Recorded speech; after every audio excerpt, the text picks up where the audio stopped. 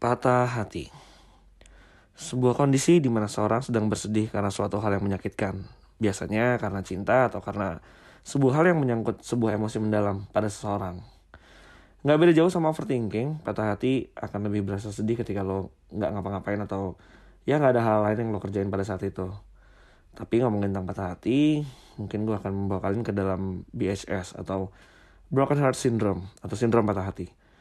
Nah, BHS ini adalah sebuah kondisi non-permanen di mana seorang akan merasakan sakit di dada atau terkadang sesak nafas yang dikarenakan oleh situasi yang sangat membuat seorang tersebut merasa stres atau tertekan. Makanya pas lagi sakit hati biasanya lo pegangin dada karena sakit, sesak atau gimana kan. Tapi kembali ini mungkin yang bisa ngejelasin ini orang-orang dari medis, dari kedokteran yang lebih paham lah ya. Yang harus digarisbawahi di sini ada kata-kata yang menarik, yaitu adalah non-permanen. Yang artinya kondisi ini hanya sementara. Meskipun demikian, patah hati ini pastinya tidak mudah bagi sebagian orang untuk melaluinya. Jujur, gue sendiri pun sedang mengalami ini, dan gue akuin sangat gak mudah. Sekali lagi ya, sangat tidak mudah. Dan mungkin hampir gak ada jawaban untuk keluar dari patah hati ini, selain memberikan waktu kepada diri sendiri untuk menyembuhkan rasa sakit itu. Tapi ada satu teori lagi, yang sering banget gue pakai di tempat bercakap juga, yaitu The 5 Stages of Grief, atau 5 tahapan kesedihan. Ini teori si Kubler-Ross tahun 1969 kalau nggak salah. Dalam mengalami situasi yang menyedihkan ini, setiap orang akan mengalami 5 tahap di dalamnya. Di sini gue akan meningkat dengan DABDA, DABDA. Dan gue juga akan memberikan contoh di sini, misalnya dalam hal patah hati ya. Jadi 5 tahapan tersebut adalah, yang pertama adalah denial atau penolakan. Tahap di mana lo masih menolak akan sebuah realita yang dapat menyakitkan lo. Misalnya, lo diputusin nih, terus lo kayak ngomong, Gak, gue gak akan mungkin putus sama lo. Dan di sini intinya lo masih menolak lah akan hal itu. Lo akan masuk ke tahap yang kedua, kemudian anger atau kemarahan. Tahap ini dimana lo tahu kalau realita ini terjadi sama lo, dan biasanya lo akan marah atau emosi lah di sini. Misalnya dalam contoh yang tadi, lo bakal ngomong, Gak, gue gak mungkin. Ini gak mungkin terjadi sama gue. Pokoknya lo tetap jadian sama gue. Apapun yang terjadi, di sini lo berusaha menolak lah hal yang tadi itu. Jadi lo masih marah-marah dan berapi-api lah intinya.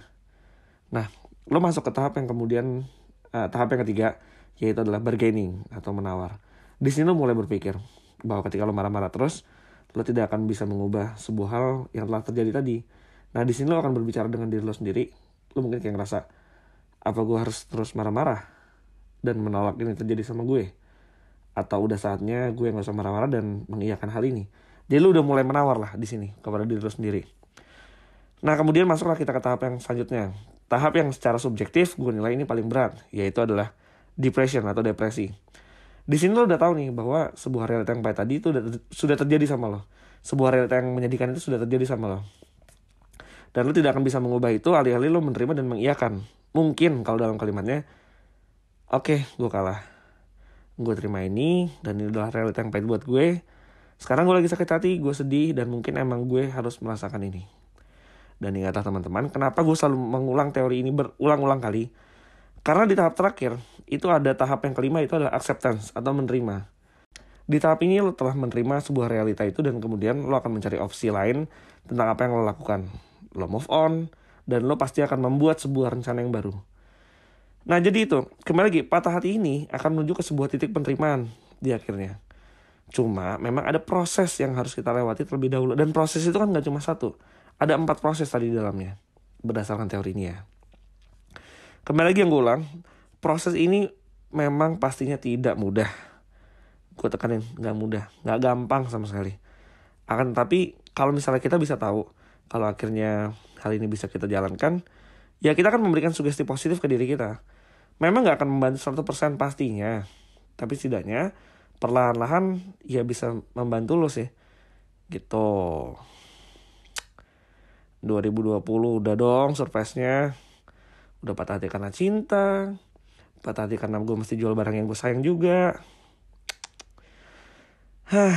Udah ya, malam ini segitu dulu ya. Dan tetaplah berbahagia, jangan kehilangan arah. Kita akan menuju tahap yang kelima, menerima.